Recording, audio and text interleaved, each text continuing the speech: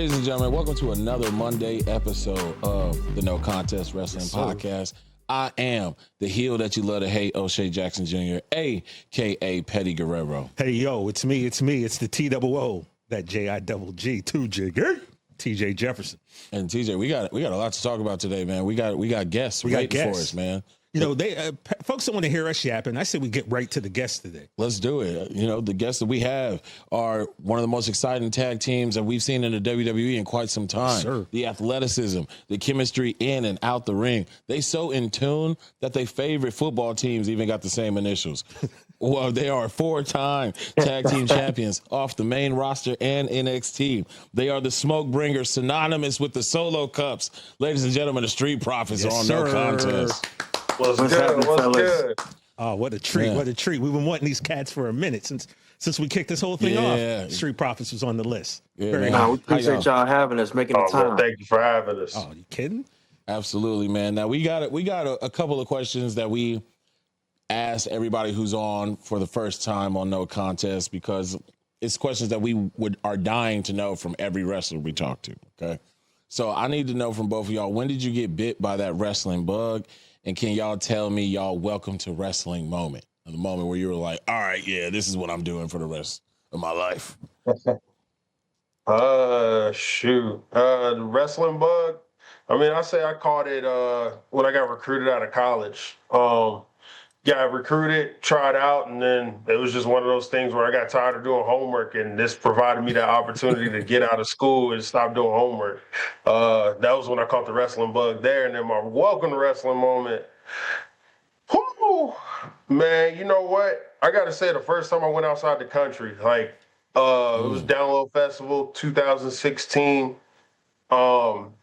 We went there and there for 10 days.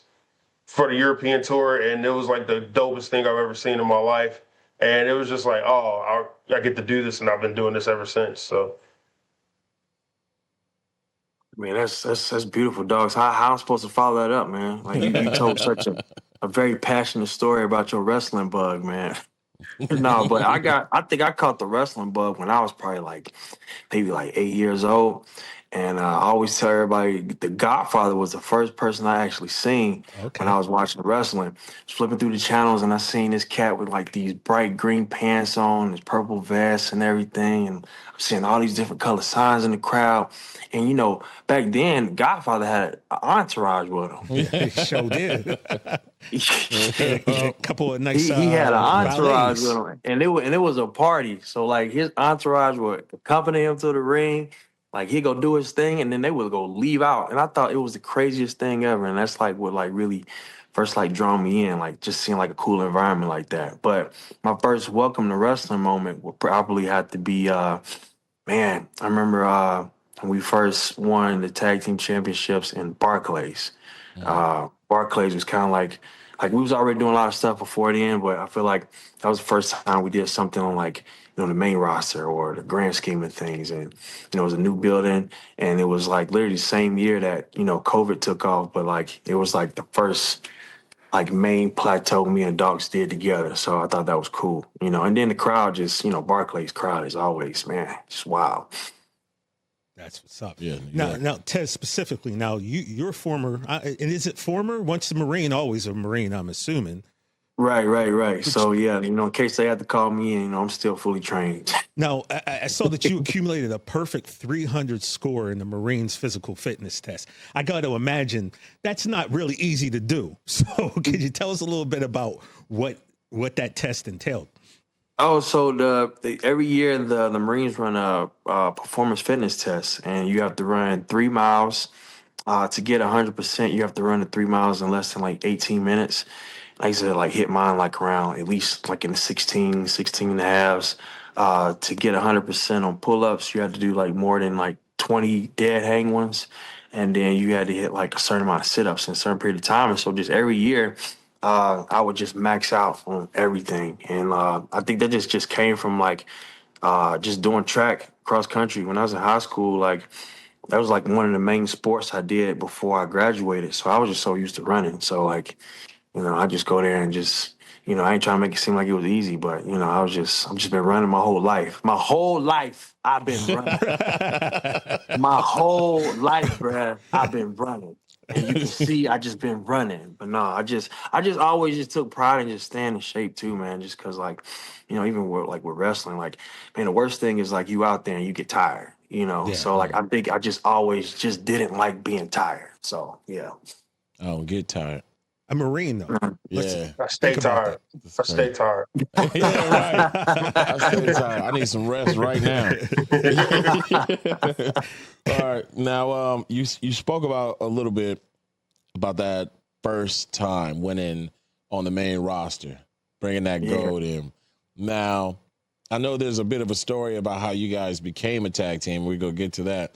But talk about what it felt like being a tag team that came together the way that y'all did and winning the titles on the main. What was that like going home, head on a pillow, tag team champions of the world and the top company in the world? Oh, it was dope. I mean, shoot, bro. You know what I'm saying? Once we won them titles, our pockets got bigger. You know what I'm saying? The pockets started getting fat, the wallet. Getting a little heavy to lift, you know what I'm saying? Every time I felt like I was picking up my wallet, I was hitting a couple sets of curls along with it. So, That's a good thing. That pay window, man. They say that pay window is nice when you win. Yeah. So, what about you, Tez? That first night finally did it on the main roster. Yeah, it's just like, you start reflecting back on like all the miles you drove like for the NXT loops and, doing the small crowds and doing like all the road shows and like getting yourself used to like the audience and them getting used to you and like, the hardships of whether you're trying to like gain weight, lose weight, you're training or just trying to just learn this craft as a whole. And you do something like that, it's not just like you celebrating winning the title, but it's like the company trusting you like, hey, you guys are the guys right now. Like we trusting y'all to like make this tag team division like special and to put more eyes on it and like to have a good show. So it was just like not just us celebrating, but like like a resurgence of like, hey, they see us, they trust us. So it's good on both ends. What's the story of y'all? For those who don't know, what's the story of the Street Profits coming together? Oh, Docs, man, we got the same story, but he it kind of really started before like I actually like came on board, like signed, because I had two tryouts. I had a tryout in 2013 and I had another one in 2014. And on the second one, when they told me I was getting hired, they took us upstairs to the promo class. And that morning, I swear, I was like, man, I thought we were doing the promos in the afternoon. So I show up in gym clothes, and docs know I'll go to McDonald's in a tuxedo. I just I have a suit on for everything. So end up wearing my 20-piece McNugget. So end up going upstairs and like they took us to the promo class where they were having a class and Kevin Owens and pretty much everybody that's on main roster now was in that class and Docs was actually in that class. And I remember I was in front of the class sitting down in my workout clothes and these damn moccasins. And I was like, fuck, man, I don't look professional at all, whatever. And then Kevin Owens like looks at Docs and like, hey, Docs. He's wearing moccasins just like you. You guys would be great as a tag team. This was before anything even like popped off. And then when I finally got signed, I'll say maybe a year into me being signed, NXT had they would record their shows like 4 weeks at a time, like on one night.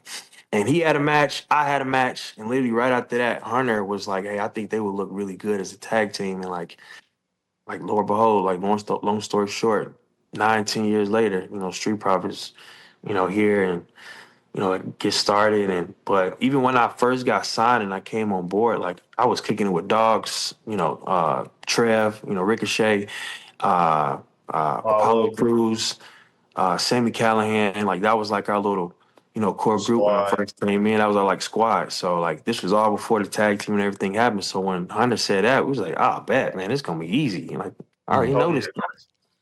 No, Doc, you had been in NXT a little bit longer, correct? Because I can remember you and Sawyer Fulton back in the day as a tag team. I think that was the first time I became familiar with your work. Now, when you two got together, can you tell me how the idea of the Street Profits came? Because when I first heard the name, I wasn't sure. It was like, and this was what you expected. I was like, wait, are they talking about profits as in money? Or are they talking about profits as they're preaching the gospel? I wasn't sure. I was down for whatever. But can you tell us how the Street Profits and came together? So yes. I've been at NXT. I think I still have the longest record for NXT developmental guy. Really? And there still, I believe so. What, 7.5 years? I want to say. So I've been there since 2012. So man, how the Street Profits name came about? Yeah, about that. Yeah. So they was like, hey, come up with a list of names. So like we were coming up with names and stuff like that. So they ended up getting back to us and realized some of the names that they didn't get, like that they gave us, were none of the names that we sent. You know, none of the names that we were sent. So we was like, all right, cool. So like, I guess we had to go back to the drawing board. That's like, I guess we took that as them like telling us to go back to the drawing board. It was like, all right, cool. So then Triple H comes up to us. He's like, hey, this is Street Profits. He's like, huh? He's like, yeah, y'all like that name, right? We was like, yeah, I guess. What about the other names? Y'all like the other names as well? He's like, yeah, I like Street Profits. I was like, well, say no more. We're Street Profits. You're right. And then that's pretty much it. I mean, hey, but as far as the meaning of it, it's all of the above. We preach, we get money. Yeah. We tell the future. Hey, we fulfilling prophecies out here. That's what we do. All right. That's and every week we make profits, man. You know, every match is a profit. You know, every day is a profit. You know, every advancement we do is a profit. And like profit's not just when it comes to like currency or anything. It's like when you do something, you know. So that's kind of like how we took it. That's what's up. Now, you guys have had some pretty wild spots. Seeing you take a man's prosthetic leg and hit somebody with it. Dawkins, you got to do the edge spot, the TLC edge spot through a table, the spear. Yeah. Talk about some of y'all favorite moments, and please talk about that prosthetic leg and what it was like to do a spear off a ladder. Yeah, I'll let Ted go first. Go ahead. Yeah, dog. So like that match was wild, man. And like I remember, like we were just like, all of us like, we kept hearing like the rumblings of like, how you guys feel about, not being on WrestleMania and all this other things. And like, it's like, we look at it as like, okay, we're not on WrestleMania, but that's a chance for other guys to show like their showcase on WrestleMania. But best believe this match on SmackDown, like we gonna come with it, and that's pretty much like the mentality everybody had. And so when we was out there, we just having a blast, having fun. I remember I'm setting up the ladder to go, set up the ladder so I can put this mug in the ring, and I hear this fan. He's like, I'm like, yo, Taz, use my leg. Use my leg. And Larry, like, he's holding the leg out in me. And I'm like, no way this dude is telling me to use his leg. So I grabbed it, hit Johnny in the stomach, hit him in the back, tossed it back to him. And I wasn't even thinking when I tossed it back to him. I was like, man, I hope he caught it. And we caught it. I just lost my mind. It was literally like the craziest moment ever, man. So like, yeah, and that's the fun part about like this stuff. Like you can have fun like in moments like this, a chaotic match like that. Like it's like anything is, legal. So like, and it was not planned. I mean, I remember I kept getting tagged a lot of times. People say, man, that was a good way to plan. I was like, man, I wish. You know why? I would have been precautious. I would have been precautious when I was using this leg because I wasn't even thinking like, man, if this leg break, man, I got to pay for this mug. Right. Hey, no, man. You know what's crazy? Like this, how you know it wasn't planned. So I'm over there beating up Saban, right? And I just hear this loud roar, and I look over. I see across the ring Taz with a prosthetic leg. I'm like, Did you think Zach Gowen got signed real quick and you didn't know about it? Like, hold on, bro. Like, where you get that from? Like his leg. It's like, this is something I don't know about. Then I saw him throw it to the fan. I was like, Wait, he jacked the fans' prosthetic leg? Oh, okay. All right, cool, whatever, bro. Do your thing. It's like them old SmackDown versus Raw games, bro. You used to be able to hit people with anything, man. word. And Yeah, you used to grab it from the crowd. Yep, them old PlayStation 2 games, you could use whatever you want. One of my favorite spots that just happened, SummerSlam. I forget my man's name from the YS6, but they supposed to flip him into this ladder, right? They missed the ladder. Was it Joe or Dexter? It was Joe. It was Joe. Joe, yeah. So they supposed to flip him into the ladder. He missed completely. They were lined up and everything, but he missed completely. And they looked at the crowd for a minute. They went and got his ass back from the outside and did it anyway. Yo, that was funny. That was like, hilarious. It was funny. I heard like a little. I heard like a little clip too as he missed it. I was like, ugh, dang. We gotta do this again. Everybody's like, Yeah, hey. All right, cool. What was crazy, like he almost overshot the ladder again too. Like he caught like the top part of the ladder, like that would have just like took him to the outside. Oh man, that's chaotic. You know, you guys, Tez, you talked about the TLC match and everything. Can you tell us, man, what was you guys' thoughts when you found out that you weren't going to be on the WrestleMania card? I know how we as fans reacted. It was a little bit of an uproar to see you guys in the tag teams not make the Mania card. So when you did that TLC match, it was like, yo, we gonna show y'all. Yeah. What can you tell us, like your feelings about that leading up to the match? Was that like a point of contention? Did you guys make it a point to be like, we gonna go show them? Yeah. So it's I love that question, man. Like I always try to take everything that happens as a positive, right? You know, never point the finger or anything. And first off, just seeing the love and support from the fans, like just go so hard for us, like how, vigilant they were and how upset they were, that was dope. But I also looked at it as the essence of maybe we do need to go out there and like remind these people exactly who we are. Maybe it does take like us being like whatever it is to make sure we're like not denied for whatever reason it is. And that TLC match being like the first immediate and quick opportunity to do so. And not to just do it like one night, keep doing it. Like do it every Friday night. Like, I feel like sometimes people get too wrapped up and just like, okay, I had this banger match, but it's like, okay, keep doing that, keep bringing these bangers, keep hitting it. And like, just seeing the love and outpour of fans is one thing, but also like, setting it a mission like between both of us, like, all right, man, you make sure like no matter what happens after this, like we cannot be denied ever again for whatever reason. So that's where I look at it.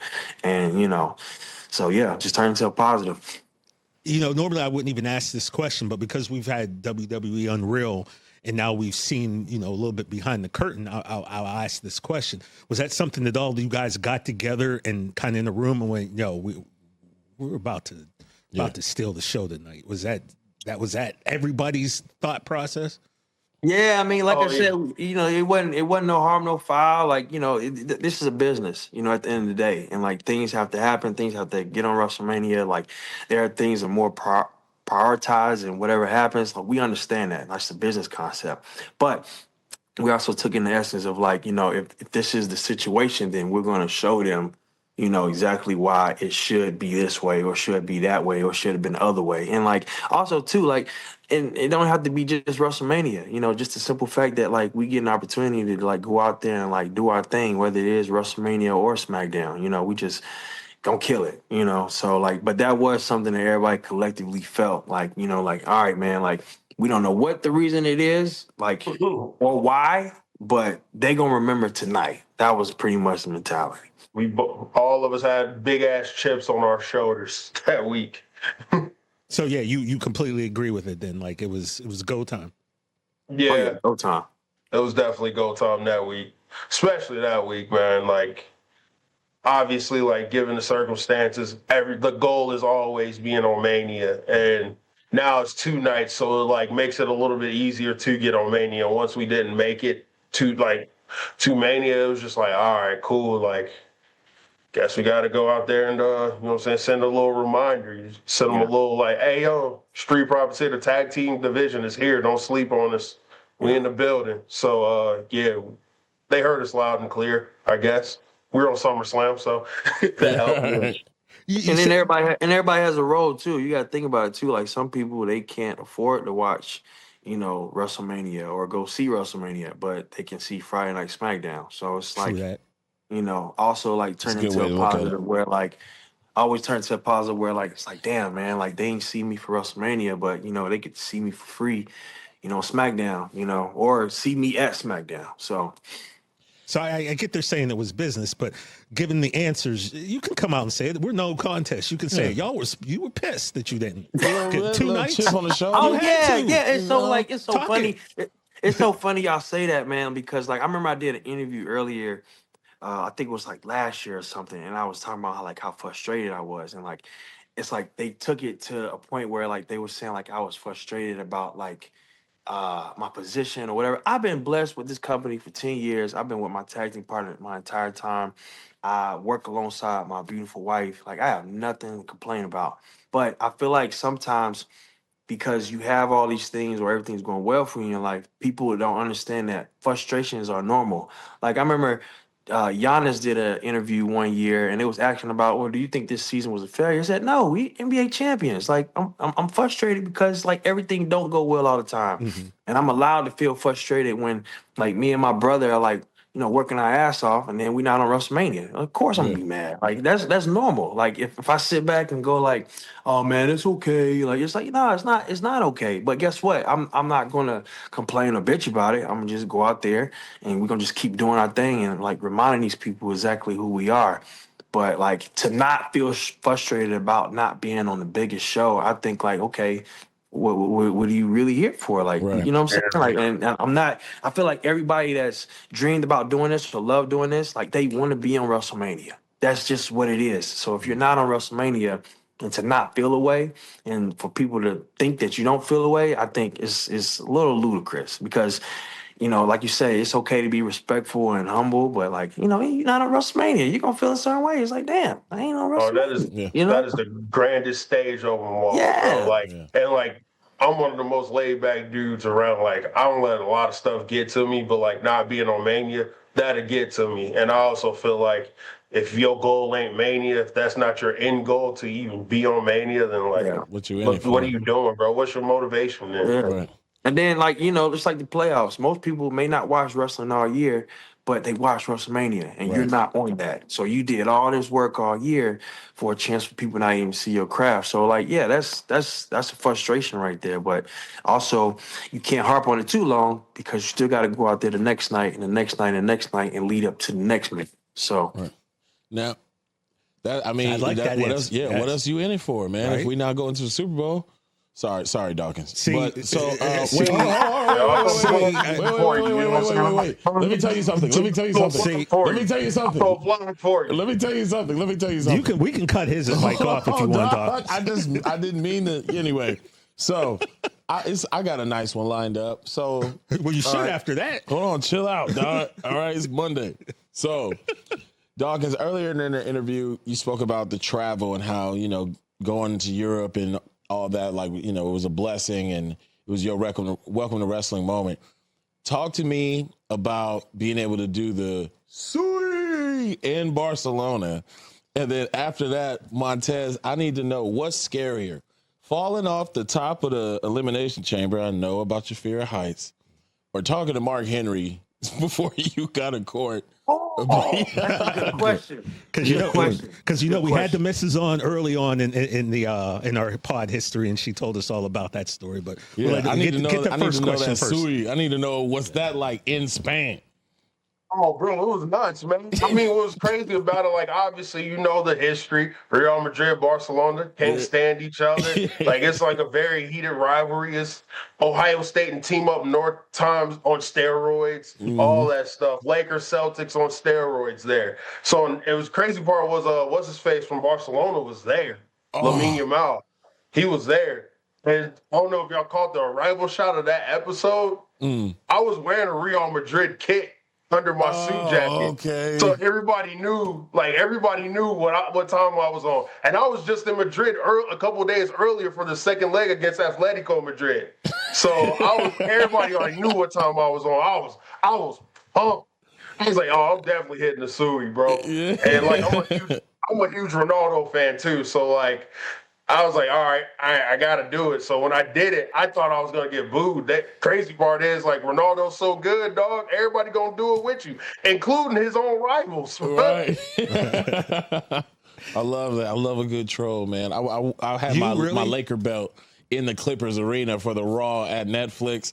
And I got some booze. I tried to get him kicked out, to be honest with you. He was right. I was like, hey, because I'm a Clipper fan. I was like, you're being disrespectful in our house. Get out. Gross. So, Tez, before you went into... Shay be doing his thing, man. I got an unknown guilty pleasure I ain't tell people. I love Shay go ahead with the fans. I just like sitting back going like, yeah, get him. I can't help it, man. The ultimate troll.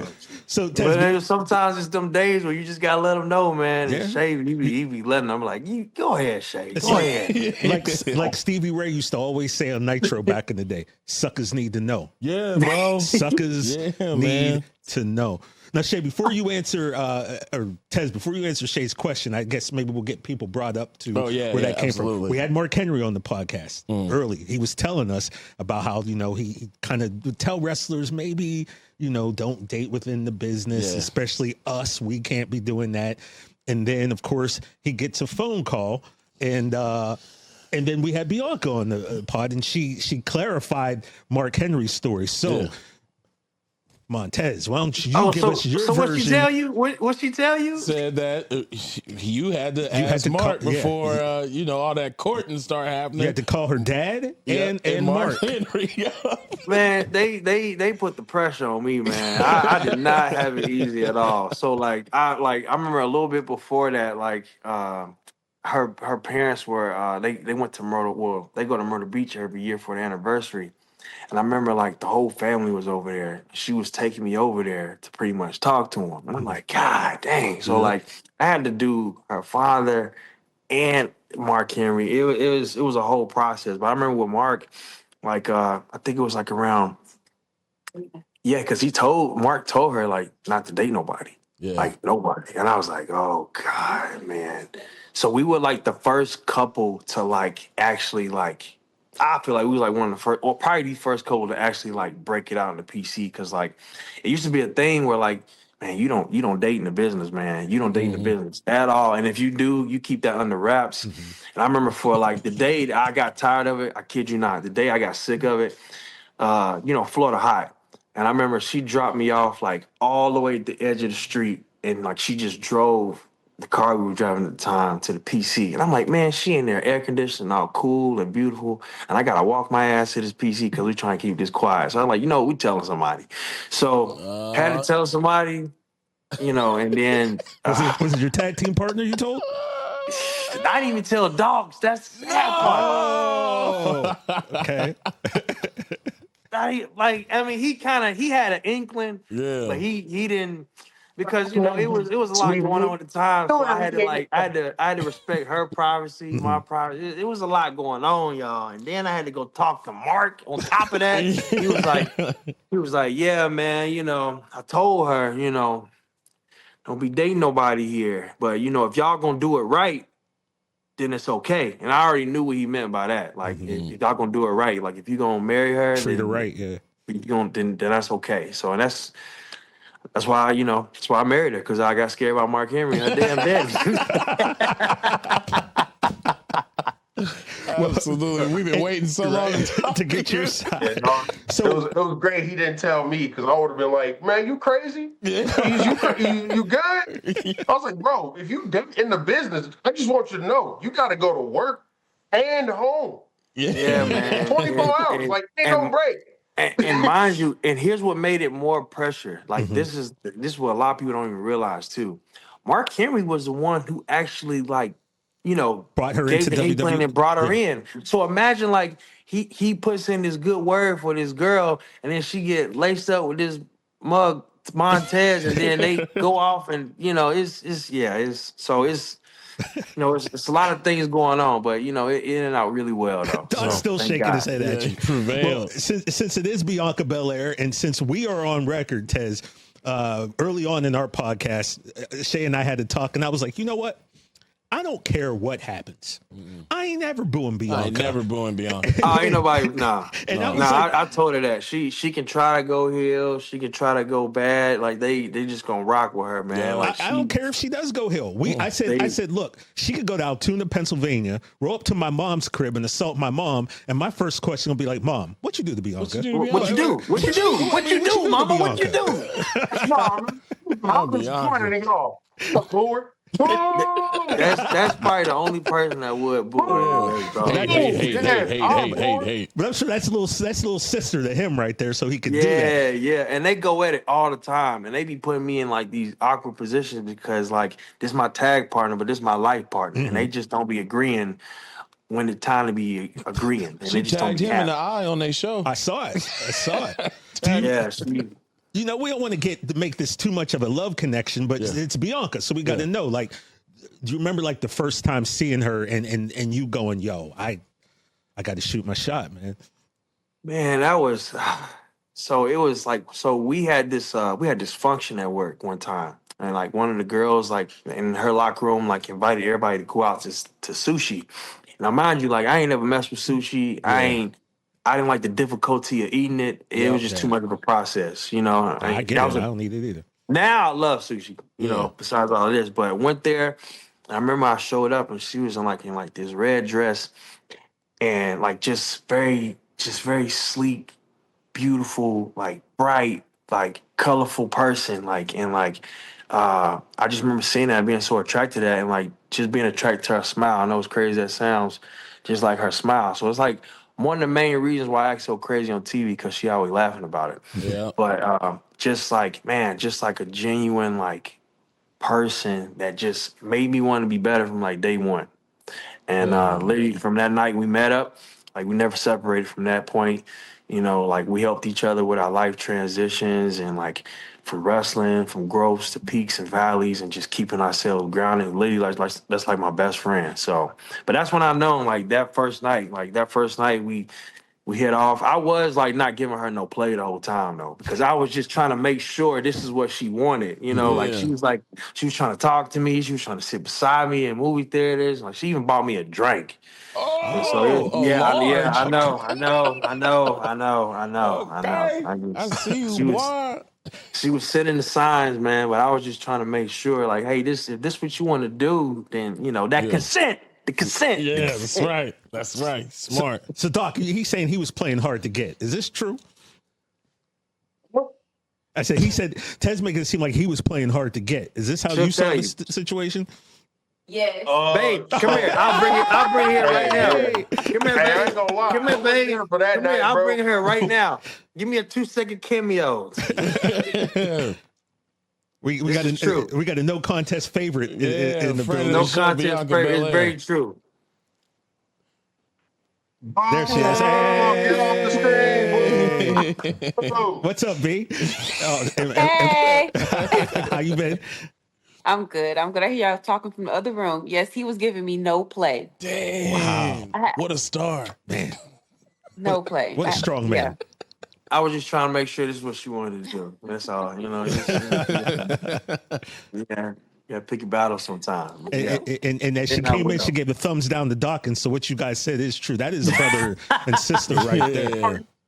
I don't know why y'all got him on here. You know why she mad? 42-17. That's why. Right, bye. I'm out. 42-17. Ohio State over Tennessee. Oh my goodness. I'm sorry. See, that's why y'all can't get along. My mama taught me if I ain't got nothing nice to say, don't say nothing. So it's nice to see y'all. Oh, it's a pleasure. Because of him. Hey, Peace. for your anniversary, $2 gift cards. It's a gift, all right? Now you really about to. Yeah. Okay. You know what? Now, see, I want to be on a road trip with those two. That's fun right there. But Dawkins, y'all just saw a sample. That's all the time. But Dawkins, you done set it off. So Sick of all this nice shit, TJ. Yeah, let's get into Sick it. of all this nice shit. What people don't know is that November 2nd, 2025, the Street Profits will actually be going one-on-one against each other. Say what? That's right. That's right. The Cincinnati Bengals versus the Chicago Bears. Oh, baby. Let's That's get right. into it. November 2nd. Only time this season. That's it. That's right. So let me know what's going to go down. Yeah, you So watching the game Dawkins, together? I'm just gonna go ahead and say this right now, man. I love you, man. I love you with all my heart. I've been taking care of you left and right, high and low, peaks and valleys. People have pulled up against you, and I've shut them down every single time. And you already know, man. If a bullet was flying this way towards you, I step right in front of him and be like, "What's up?" But come November 2nd, bro, that goes out the window. Talk to him. That's right. The red light will be on. The lights will be shining. It will be the Cincinnati Bengals for the Chicago Bears. And you know what? For the first time, I will have to do damage to you without even laying a finger on you. The Chicago Bears will do that themselves to the Bengals. And no.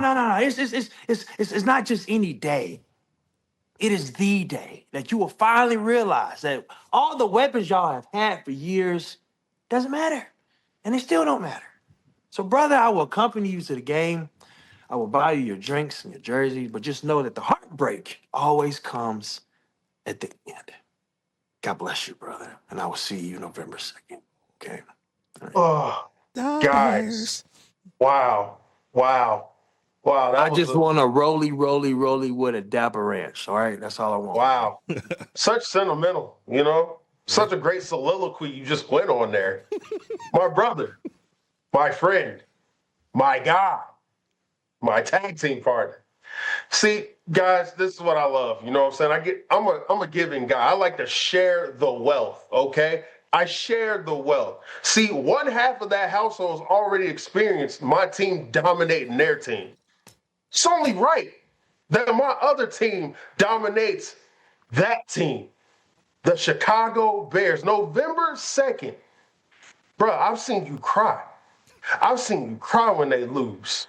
And those are close games. Those are nail biters. I feel bad for what Cincinnati's going to do to you, but it's okay. You know what I'm saying? We got the tickets. You, your pops, me, my brothers, we going to be in Cincinnati. Be chilling. I'm going to show you great Cincinnati hospitality. You know what I'm saying? Let you know, take you down on a journey in the city of Cincinnati, in the jungle. Because once we step foot on that football field, once we sit down in them seats, oh my Lord, what the Bengals are going to do to the Bears is going to be historical. They're going to talk about this in history books. They're going to be treating this like it's one gorilla versus 100 dudes, all right? It's going to be diabolical what the Bengals are going to do to the Bears. It's going to be so beautiful.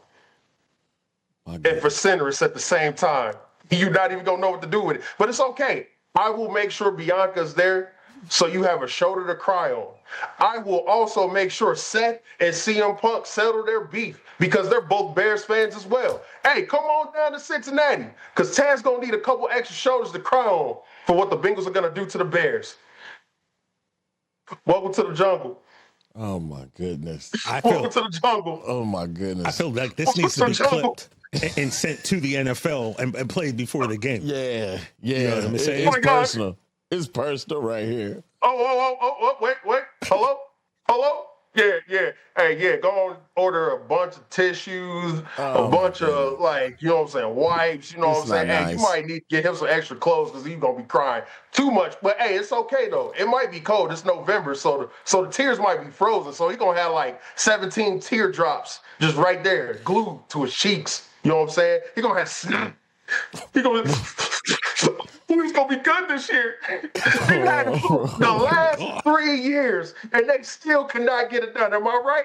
Oh, it's crazy. I'm crazy, but it's okay. Don't worry. That household will be complete when the Bengals beat down the Bears. Ohio State already sent Tennessee packing. Hell, quarterback in UCLA right now. They beat them. What you think they going to do to the Bears? And with Caleb Williams, huh? Caleb Williams? Hold on now. Look, dogs, this is all I'm going to say right now. It's before 9 p.m. You need to hang up that phone. Them minutes are not free. Sorry, when you got money, you don't need 3 minutes. The The minutes are not free. He said you wasting your anytime minutes. Oh man, this has been great. The Bengals better win now. That was crazy. I'm looking forward to this game more than any Cowboy game this year. Exactly. Y'all go see him. Y'all go see him. We gonna come right back on here specifically to talk about that game. We're gonna come back on the podcast to specifically talk about that game. All right, we're gonna hold you to that. I'm gonna tell y'all a story. The Bears versus the Washington Commanders.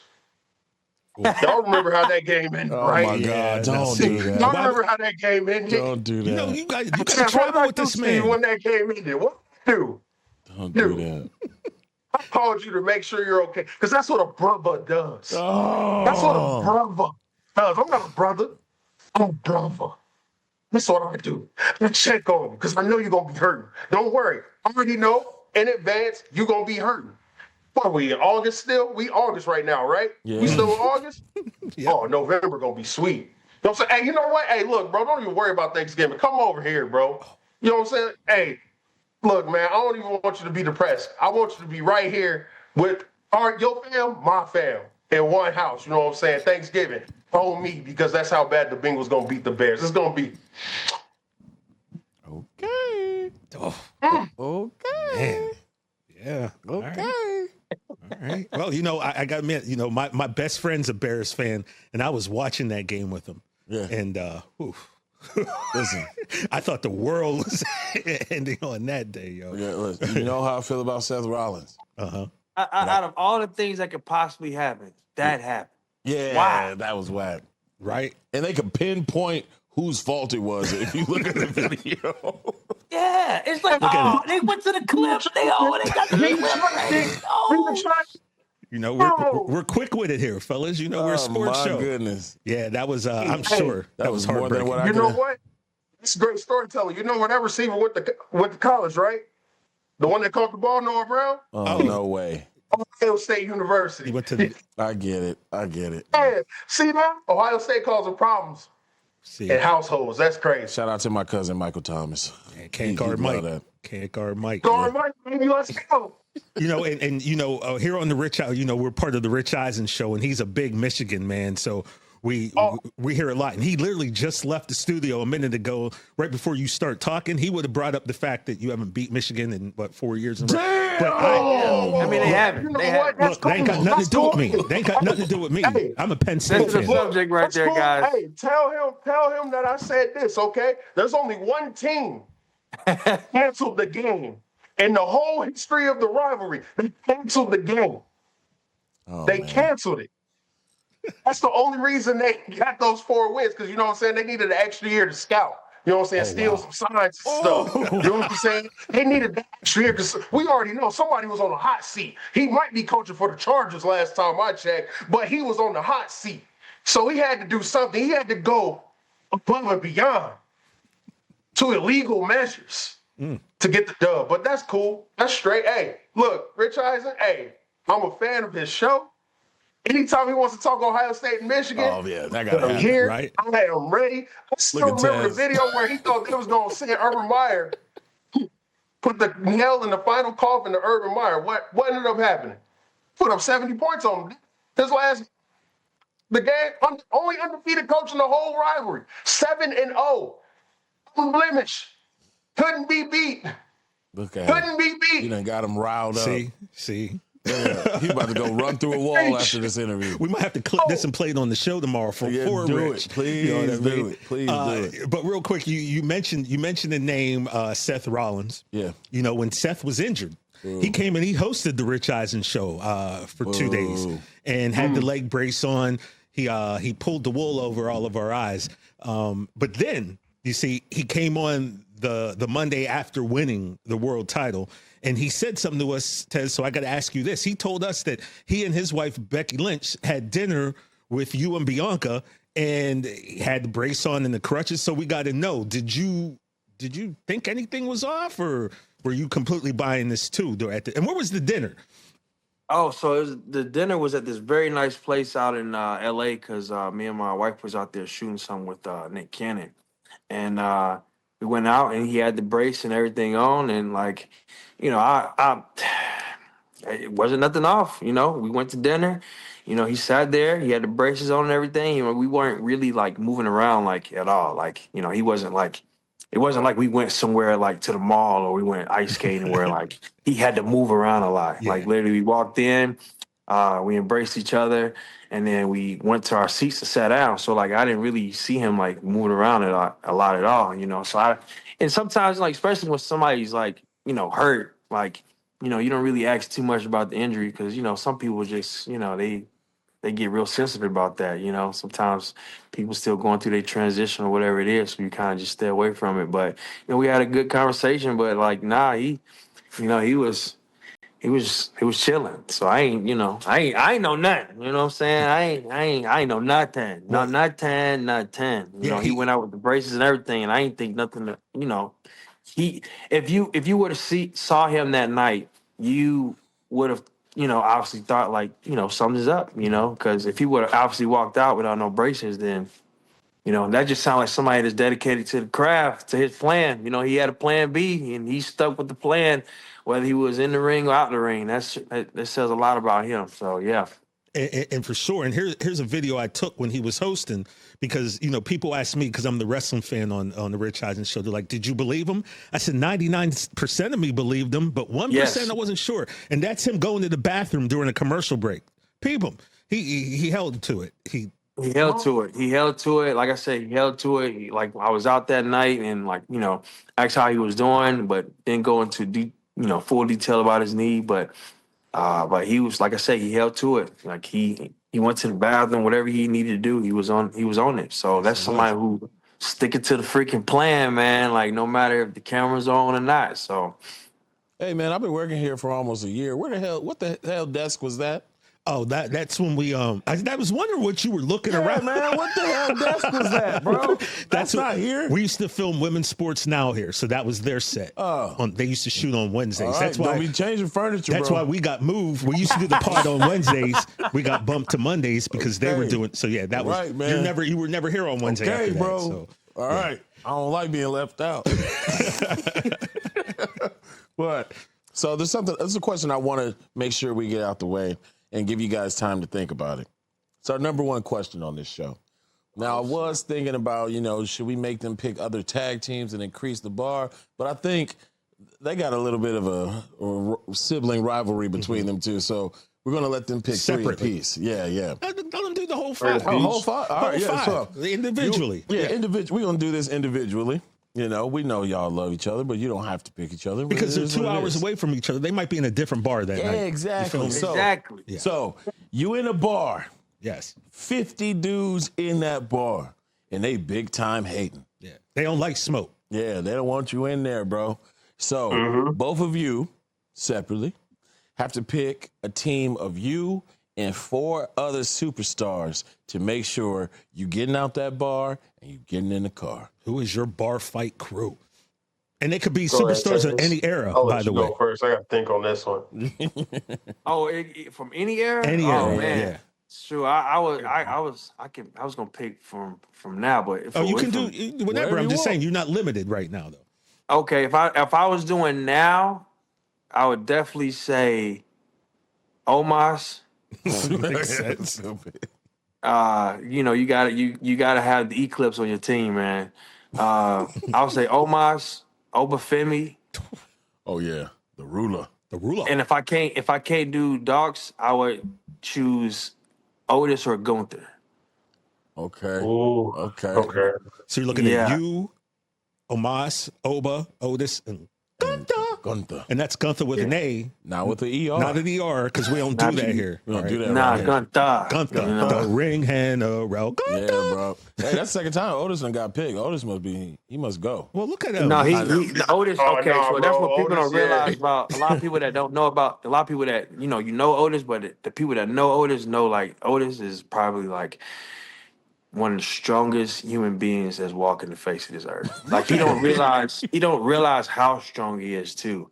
And like even when you embrace him every week, like he gives you a hug and like you get a chiropractor adjustment. Like he's very, very strong. And like that's if we were doing like 100 versus the gorilla, like that's the example of like exactly how that would be with Otis. Yeah, Otis. Yeah, Otis was definitely cracking my lineup, bro. Yeah. Because what you gonna do to hurt Otis? It's like a ball You of can't muscle. hurt him. Right. You know? How about you? You can't Doc? hurt. You can't pick him up. You can't throw him. Like it's. He's just a bowling ball, bro. His center of gravity is off the chain. Yes. Shout out And to he got Otis. balance. Yeah, he was a collegiate wrestler, right? Yeah. You know, so. Yeah, he a beast. Oh, and he can headbutt people and knock them out. So, hey. You don't want them problems. Yeah. Yeah. All right, dog, your turn. All right. Let me go Otis. Mm-hmm. Mm-hmm. I'm I'm going to go very biased on this one. I definitely go Gable, Chad Gable. Okay. Yep. Man, I will go Jason Jordan. Oh, Yeah. okay. Ooh. Man, what might have been with Jason Jordan Yeah. too, man. Yeah. Beast, man. Yeah. And his mind too. Mind still creative. I got two more or one more? You got one more. It's you, Otis, One more. Gable. You got But you American can't Alpha. choose me though. Can't choose me though. You know. I can't choose you? We can't. Oh, we can't? Okay. Because I would have had you replaced, but they, outside of You got rules. Yeah. I got you. Remember, you can pick anybody from any time. From any time? Oh. Ooh. Ron Simmons. Oh yeah, you gotta go Ryan. Yeah, Oh, yeah. I got to film both of y'all making it home all right that night. Yeah, bro. Ron Simmons will choke your ass out, boy. Yes. He would choke you. I think he would just knock you out. Choke You your know ass what I out, mean? boy. Hell yeah. Solid teams. Solid. Teams. That's our number one question because who don't like to draft? Right? Who don't like to have a draft real quick? Exactly, bro. We got a couple of them coming up now, bro. And then like the combined weight of the combined weight of my draft is like over a ton anyway. Yeah, so that's why I was like, I ain't worried about. Yeah, too there's a lot much. of weight on your squad right there. Yeah. Oh, yeah. All right, so another question that people seem to like here is Street Profits. We got a working time machine here at No Contest Wrestling. We keep it on the down low because we don't want everybody knowing about it. Mm-hmm. Dang. We got a time machine. So basically what we're going to do is we're going to come over, swoop you guys up, and we're going to let you set the coordinates, right? And you get to choose 5 tag teams from any era to have a WrestleMania main event with. What 5 tag teams do the Street Profits want to test themselves against?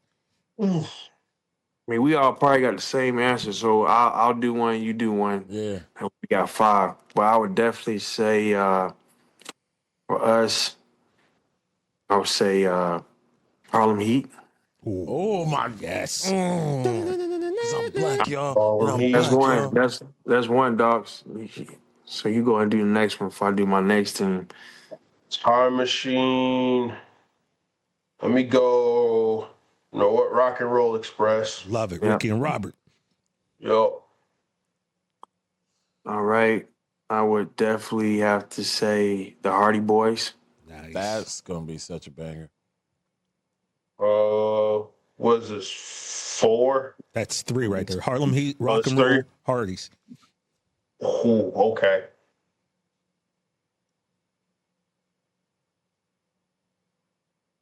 Dudley's. Dudley's. Dudley's Makes for sense. Sure. All right. Let's see. I had to. Man, so many because you can't just limit them down to just one. Oh, it's insane. I tried It's to insane. pick one from each. Yeah. era. But definitely would have to do 2-man power trip. Whoa. Trips and Stone. Listen, I thought it was gonna be DX, Okay. but he went above and beyond. Okay. 2-man power trip. That's the Ooh, first hey, time do they've it. been mentioned. Yeah, do it Yeah. then. Let's get it I would on. have to. I wanted to throw a swerve in that one because, like, I think like, we've always said the same answers every time we've answered that. Yeah. That was the first time I've said the Rock and Roll Express. And Yeah. that's the first time he said 2-man power trip. I Yeah, like that. Yeah, man. Like that. swerve. Just give it like a nice little range because, like, you got Stone Cold and you got the Game. Like Yeah, that was. Different styles right there. It's not nice. Oh, yeah. Got like clicking up. But, wait, real quick, just real quick, because you did have a moment, if I'm not mistaken, where Bubba got to tell y'all get the tables. Talk to us about that. That had to be dope. Oh, it was dope. Oh, it was crazy. What was it? I believe that first table broke. Yeah. Karrion Kross for sure broke that table. We put him on the table and it just broke. And we just looked. We was like, oh, damn. That table broke. It was like, go. So we rushed out the ring. But nah, it was dope, man. Like it was that was WrestleMania in Philly. Yeah. So I mean, hey, the warmer night. You're right. Night two, you know? Night one was freezing, man. Yeah. Yeah, we wasn't catching no kendo sticks and tables through no cold, you know? No. So that was great. But no, man, it was dope just to have that, like, just to have a guy like him in that match, you know what I'm saying? Obviously, he's made those matches, like, cool and all that stuff. That's been his forte in tag team wrestling, especially street fights, TLCs, tables, all that stuff. So that was cool to have him be a part of that moment with us, and he's like giving us insight and all that stuff. So, I mean, he's always been in our ear, even with the TLC matches, the last two TLC matches. So, like, it was dope to have him there and like talking to us and like telling us like, hey, you know what I'm saying, like giving us advice on certain things and stuff like that. But it was dope. That's what's up. You know, the thing about that is it's almost like Shay, the Street Profits are that team, right? They tried to make Hill a little bit, but fans ain't having it. You guys ain't. No, I don't know what you'd actually have to do to really get booed, because they tried to make them Hills, and then you guys are your baby faces, and you go ahead and do bad stuff. We still gonna cheer you. Yeah, man. You know what I mean? They're too dope. I guess I gotta start being like real life. In real life, honestly. I mean, hey. That's the thing now. People gonna see this. No, y'all's too chill. We ain't booing. You gotta keep pushing that Ohio propaganda, right? So I know our time is almost up. I know our time is almost up with y'all here, but I guess the last thing we got to ask is, you know, there are so many people that clamoring. I don't know why, but they want to see a singles run out of the two of you. Why don't you tell the people why, man? Street Profits are in this together. Well, so this is what I'm gonna say. Like, me and Docs have had success for a very, very long time. And, you know, just like with any team, with any organization, like, you know, the Jackson 5, NSYNC, you know, Backstreet Boys, Blackstreet, whatever it is, you know, they've always wanted to see, like, Teddy, you know, the solo acts, you know, do their thing. And, you know, and rightfully so. But, you know, once you start taking, like, the attention off of like just going solo and doing all the other things, then your success as a tag team just starts going down. And like, I feel like one thing that me and Docs are very, very happy about, and that I'm specifically happy about, is that like no matter how high or low we've gotten, like one of the decisions of us like turning on each other has never like crossed our mind. And like, just not to throw shade on nobody, but I'm gonna go ahead and do it. You got the Usos, you got all these tag teams that turned against their brother in like 10 years. Like, we've never, like, decided to do that because, like, we know, like, nobody wins when the family feuds. Now, if that opportunity arises or approaches, and me and Docs are in the Red Room at the same time, and we're glancing across from each other, hey, it's a respectful thing. Like, hey, brother, like, I love you, but this is where we at right now. But, like, since we're a tag team, since we're a unit, and we ain't paying attention to that noise too much. We see it, and we respect it, we love it. But, like, you can't take, you know, attention off, you know, the task at hand. That's like if a player is going to another team next year and he just start playing like ass because he know he's leaving. It's like, now it's like the team ain't benefiting and like everything is just being focused on what haven't even happened yet, you know? So that's kind of like my response to that. But like I said, if that opportunity approaches, then, you know, I'm gonna look across my brother and be like, all right, man, I love you, but this is where this is where it kind of, gotta just bow to each other like a samurai. Like years, man, you know. All right, bro. You know. Win. How about you, Doc? What you feeling about that? I mean, look, I feel the same way, man. I ain't like, this is one of those things. Like, it's cool to hear. It's cool to see. Like, it's cool to see the fans like engaging in that stuff. But look, for one, my cardio ain't there to be a singles anyway. All right. So yeah, I'd rather be a tag wrestler for life. But nah, man, look, that's my brother, man. We've been around each other for 10 plus years. So obviously, like, if that opportunity ever came, like, hey, obviously we're both gonna go out there and kill it and do what we do best. And we know we got each other's backs no matter what. But also too, like, at the same time, like, it's just like the tag division is just heating up on SmackDown. Yeah, you know, is. we've been balling and like going up against all these tag teams, and it's been awesome to see like the resurgence back. And so like we don't kind of want to let that like leave just yet. Yeah, but you like build it up. obviously, yeah, you know what I'm saying? We help build it up. So why would we want to like leave it? And also like we brothers at the end, and you know what I'm saying? Obviously, if that opportunity ever arises, like we know what we're both capable of. We're gonna support each other to the fullest extent. And you know what I'm saying? Hey, if it is a thing where we're across from each other at Rumble, hey, somebody gonna have bragging rights at the dinner table next time, you know? Hey, listen, it's all fun and games until November 2nd. Ladies and gentlemen, give it up for the Street Profits. Oh, yeah, that's what we going down, dog. Appreciate y'all. Appreciate you guys very and much. since Seth threw the wool, like I said, over our eyes, I ain't believing nothing they say. Street Profits are breaking up next week on SmackDown, man. I don't believe it. And Tez, we didn't get to it, but next time you on, we got to talk about how when you was going up against Roman, that announce table just exploded as soon as you touched it. Hey, man, you know, I did too many squats that day in the gym, man. My right leg was strong as hell that day. I appreciate you guys, man. Y'all, man. Like I said, we've been wanting you for a minute, so this meant a lot. Appreciate Thank it. you for having us. I'll see y'all on Twitter. Street Profits. Yo. Appreciate y'all. All right, TJ. Yes, sir. Our next guest, this man, he's a man of mystery right here. All right, he's a wild boy, man. Yeah, buddy. Yeah, buddy. He's a man of mystery right here. The man was picked by the dead man not once, but twice. That's got to be a good sign. And you know, he might be into some shady activities. Perhaps when we can get into a lot of that. He's somebody that you see the stardom. You can see how many directions he can go, and a lot of that is, you know, the choice of what he chooses. We're still going to be completely behind him. Ladies and gentlemen, welcome to the pod. Probably the best real name I've ever heard in sports entertainment. But for now, we'll just call him Shiloh Hill. Sir, yes, welcome sir. to the pod, What's dude. going on, guys? Thank you so much for having me. It's awesome to be here. Yeah, And dude. thank you for sitting with us, G. Sir. Yeah, man, you're just a likable dude, bro. Like, there's no way around it. It's a smile, man. It's a smile. Yeah, exactly, dude. Oh, yeah, we got to get into it right now because you brought up the smile, bro. That tooth, when it was on the side of the ring, I was like, oh, no, this dude's wild. That's crazy.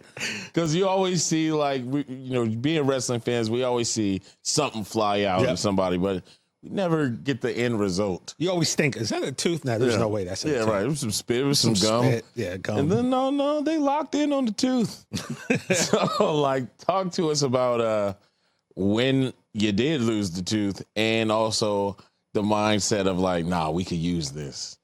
Yeah. No, so my the first time I lost a tooth, I was, I think, maybe 12 years old, and my cousin actually shot me in the mouth with a BB gun. Ooh. And, like, broke it off. Yeah, not very nice of him. But then I had got it kind of replaced. I got like a cap put on it, and then I got it punched out a couple times in like middle school, high school, and then I had gotten it replaced when I came to WWE.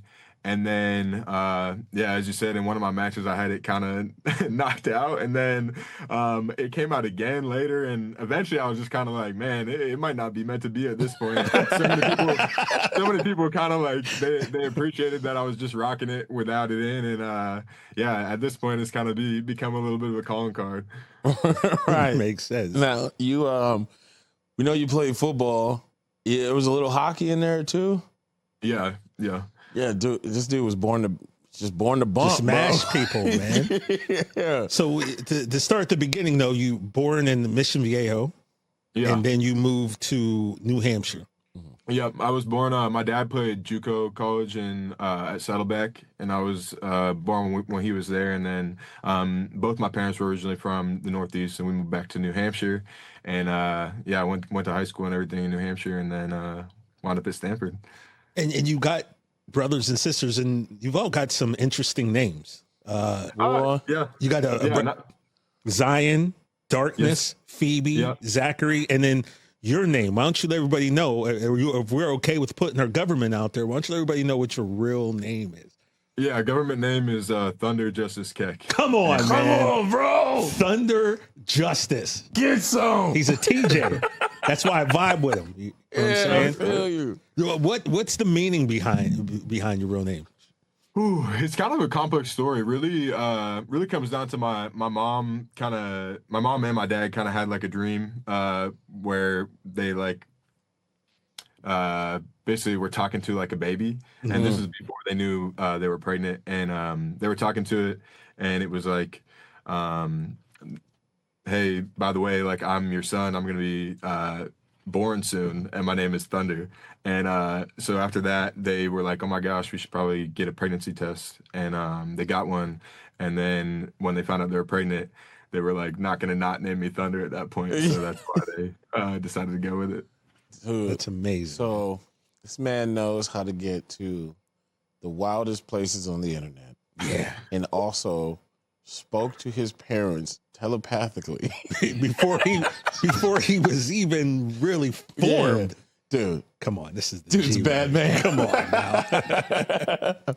Okay, now, you played football at Stanford. Let's not bury that. He didn't just. I wanted to bury it. Okay, because he'll explain to you why. Yeah, man, I'm an SC guy, bro. So, during my tenure at college, we were banned from bowl games. Pete Carroll, shout out to Pete Carroll, making the right decision and leaving USC to go to the pros. But we got, we were sanctioned.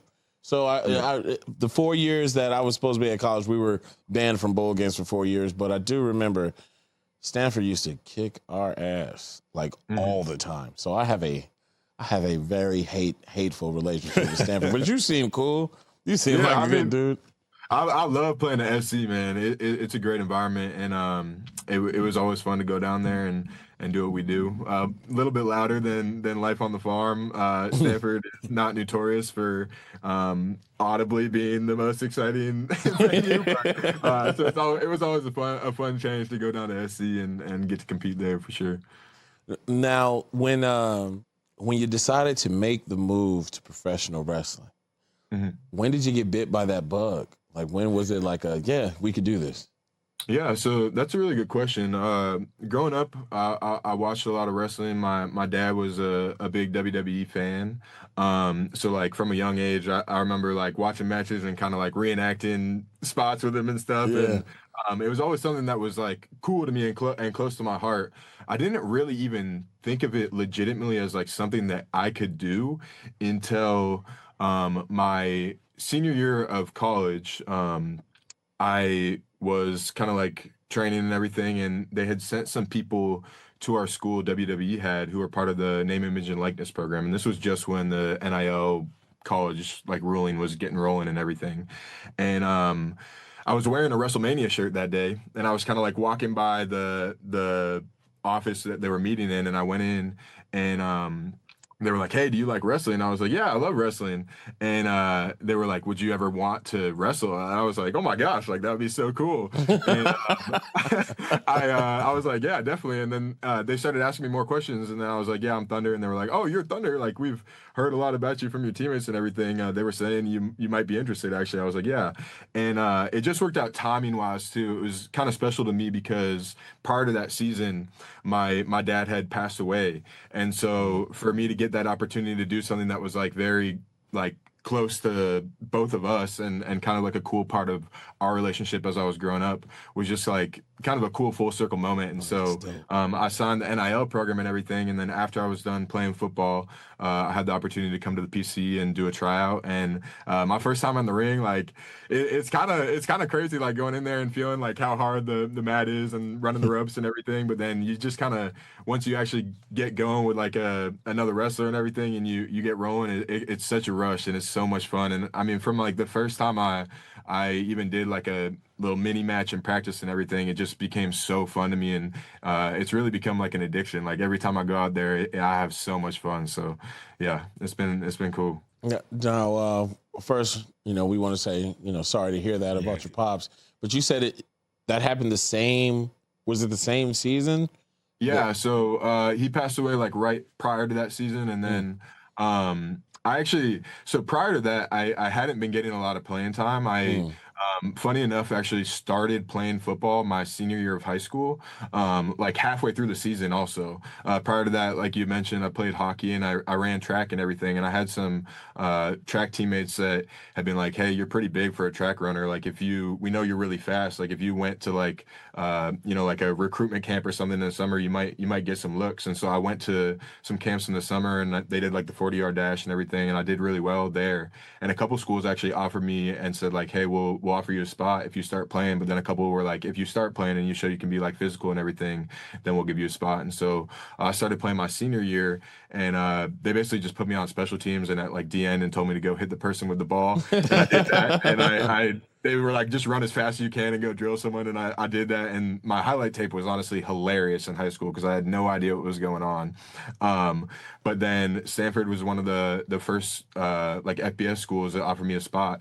And so I went there, but obviously everyone else knew a lot more about football than me. Like I remember my first day of camp showing up and being on like scout team and like looking at the card and it said like bite on the screen or something. And I like didn't know what to do. So I just went and like tackled whoever had the ball. And then they were like, hey, the card said bite on the screen. Like, do you not know what a screen pass is? And I was like, no. And like, really? And I was like, yeah, no, I have no idea. So like it was a tough learning curve for real while I was there. But prior to that season, I had like put in a lot of work and everything, and that was my first season where I became like a starting linebacker there, and I played that whole season and everything. And then after that's when I got that opportunity. And yeah, it was probably it was COVID season, so we actually started the season late. It was probably 4 or 5 months after my dad had passed that I got that opportunity to sign with the NIL program. That is just another one, just with everything that you said about your name, even, it's just another one of those things that just, the universe speaks through people sometimes, and that's just one of those perfect right place, right time moments that you just can't ignore. Something I wanted to ask you on top of that is, when was your welcome to wrestling moment where you were like, oh, yeah, okay, this is what we're doing now? So honestly, I think it was the first time I lost my tooth at the PC. It had that'll do it. Yeah, I had like a brawl match with Brooks Jensen. I'm sure you guys are familiar. And we had a little chair shot go a little bit, miss a little bit and nick me, and I felt the tooth kind of break and everything, and I started bleeding. And then we probably had the brawl probably continued for like 4 or 5 minutes after that. It was like one of my favorite matches of all time. We were going at it, and it got really, really fun. And that's when I think I thought to myself, like, man, I can really do this. And I think that moment is kind of when a lot of people in the PC started to be like, man, this guy might be able to do this. And yeah, that was like, still going back and watching it is like one of the most fun matches I've wrestled to this day. So you play 6 games of high school football, and you get a scholarship to Stanford. Yeah, you understand how insane that is, right? Yeah, no, it's a funny story in itself. So David Shaw was your coach there, correct? Yeah, he was my coach. Okay, how was it? Because Rich Eisen, whose show I'm on, he always speaks very highly of David Shaw, having met him once or twice myself. What was it like to have him as your coach? Yeah, I got a ton of respect for him. He's one of the coolest dudes I've met. Great mentor, great role model for all of us. And yeah, he recruited so many great men, great athletes to the program that it was really cool to be a part of. It's a unique experience going there, and that it's rare to be able to play football at like the highest level and be around people that are pursuing academics at the highest level as well. And so, man, just an awesome experience and really cool guy to get to learn from. And speaking of highest, in March of 23, he had, if I'm not mistaken, the highest NIL valuation of any Stanford athlete out there. Big flex. Is that correct? Yeah, that is correct, I believe. I mean, the valuation is kind of more speculation. It doesn't always translate to real NIL deals and everything. Yeah, I think a lot of that was calculation based off like social following and everything. And, prior to the NIL laws being passed, when I heard that they were going to be a thing, I started thinking about social media being something that I wanted to kind of invest a little bit into and try to grow on. And I did that. I started like posting videos and everything online, and I did start to get that following. So when those valuations came out, they were doing that mostly based off like following and everything, but that wasn't necessarily indicative of like deals that I was actually getting. But you were smart enough to know where the game was going, man, and you positioned yourself. You did say you were a fan growing up. So who were some of your favorites as a kid? Yeah, so I like the Undertaker. I like Stone Cold Steve Austin. I was also a big Hornswoggle guy. And I got to meet him recently at WWE World when I was there. And that was a cool experience for me too. But what was it about Hornswoggle that you liked? I don't know. He's just so different. You know what I mean? Like it was cool. He had so many creative spots with fit and everything. And just like a little kid, seeing him going against bigger people and everything, it obviously resonated and it was fun to get behind. That's what's up. Yeah, when that music hit, it's a pop. Yeah, Swoggle had a pop, man. Yeah, bro. Now, so he said Taker, which is kind of which funny, is hilarious, right? Bro. Yeah, like Taker picking you twice. I mean, when you are in the finals, you should get picked first. Right. So, but talk to us a little bit about the Undertaker.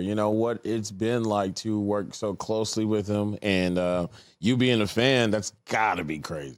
Yeah, I mean, bro, that first match of LFG, like doing the match in the PC in front of him was like the most nervous I've been for any match ever. Like me and I wrestled Anthony Luke that day, and we were in the back like, bro, do you know what we're about to do right now?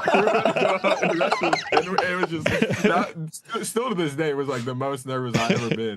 And to go from that to now him being like a guy that I feel like I can go to with anything, you know what I mean? Like just getting advice about the business and even outside of the business stuff. Like he's a dope dude to talk to, and that's really been the craziest thing that I feel like I've learned from him throughout the experience. Obviously, I've learned so much from him about the in-ring stuff, the character stuff, all that. But just like seeing a guy who's really like achieved the most you can achieve in this business, like he's by all standards like a top guy in this field, and to have him still be so like passionate and so open to helping like the next generation come along is really, really cool. Like he has every right to be like, yeah, kid, go do your own thing. You know what I mean? I don't have time for you, but he's not like that at all. He's like the coolest, most down to earth guy, and talking to him is really just become fun. Like he's a guy I look up to, and not a lot. He's a guy I look up to a lot now, and just a mentor I feel really fortunate to have kind of in my court. Now, he's 6'9" too, so you have to look. You have to look up to look it up. Yeah. Now, my man TJ over here got a funny Undertaker story. Really? Which one? The Fanatics Fest. Okay. So, Shiloh, I've been watching The Undertaker since before he was The Undertaker. I go back. I'm old enough to remember a guy named Mean Mark Callis who was in the Skyscrapers back in the day. When Undertaker popped up, I was like, that's Mean Mark. What's he doing? Yeah. So we are at Fanatics Fest in New York this year. And we got to do a pod there. We got to interview Rey Mysterio. It was amazing. And basically anyone that you could ever want to meet was at Fanatics Fest this year, right? So we go into a room and there is the Undertaker sitting in this room. So O'Shea has this belt that he got as a gift when you were 10 years old. 10 years old. Old WWE title belt that he had many signatures on, and Undertaker held the belt. So he immediately goes up to Taker and gets him to sign his belt. My buddy Mike McGinnis works for Fanatics. He introduces me to Undertaker. And I go, "Hey, Mark, good to meet you." And then I went, "Oh my God." And then like about 2 minutes went by in conversation. I was like, "Hey, I have to apologize." I'm like, I think because of, the TV shows now and the podcast, I got this feeling like I knew you. I was explaining to him that I had met him after WrestleMania 21, which was 20 years ago. But I was like, I got this weird feeling that I knew you, and I called you Mark. I said, "I shouldn't have called you Mark. I'm sorry about that." And he looks at me, goes, "It's okay." He goes, "The older I get, I'm a little bit easier with stuff like that now." But it literally like freaked me out. Like I was like, I should not be calling Undertaker by his government name. Like, who do you think you? Right. No, it's so crazy, like trying to detach that feeling of like, if I say the wrong thing, I'm about to get chokeslammed. That took a while. It's honestly still there a little bit, but it took a while for that feeling to kind of dull down for me too. Yeah, I was definitely shook. Yeah, dude. I mean, it's Taker. It's Taker, bro. Taker. Now we feel the fandom coming through the screen. So something that I like to ask here on our show to people who grew up wrestling fans, let us know whether it be a match outcome or whatever, when did wrestling break your heart as a fan? I'd have to say the streak coming to an end. Yeah. Yeah. Knew that was going there. Especially growing up like watching Taker and everything. That one was it for me. That's gotta hurt, dude. Yeah. I remember, oh man. Yeah, just like you always look at that guy, that guy with his eyes poking out of his head. The brother that they showed. Yeah, because like he was all of us at that moment. Yeah, yes, exactly. There's no way. I can remember it's a 3. I was sitting in my garage, watching in the garage on TV, and when that happened, it was like I had 50 things in a second went through my mind. Yeah. Other than what obviously just happened. I was like, oh no, there was a glitch in the stream. Oh, the ref counted fast. Oh, he kicked out. Oh, did I black out for a second? Yeah. Like, what? Am I real? What's happening? And I didn't know. I was like, everything went through my mind except what actually happened, because I was like, there's no way There's that no just way happened, I just man. saw that. Right. Yeah, it was, oh my, it's such a cold feeling. It was like my childhood died in front of me. And to this day, people are still debating whether or not that was the right move. Yeah. Was it the right person? I guess there's no, right or wrong answer, but I know we all felt something on that day, man. Yeah. I definitely felt something. And I guess that's the whole point of wrestling, is to feel something. Feel something. Bro, I did not want to be feeling that on that day. you hit the nail on the head there, my man. Absolutely. So now you've been around some legends in there. You've gotten, obviously, working with the future greats. Mm-hmm.